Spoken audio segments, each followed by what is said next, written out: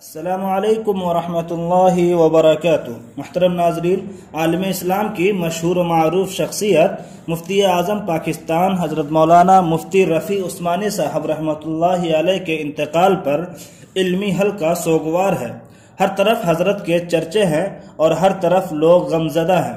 ناظرین، اس خبر کو جس نے بھی سنا غمزدہ ہو گیا۔ جب یہ خبر داعی اسلام حضرت مولانا طارق جمیل صاحب کو ملی تو حضرت بھی آبدیدہ ہو گئے۔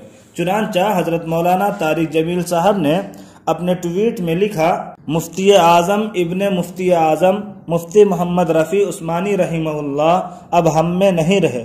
ان کی شخصیت نہ صرف پاکستان بلکہ عالم اسلام کا سرمایہ تھی۔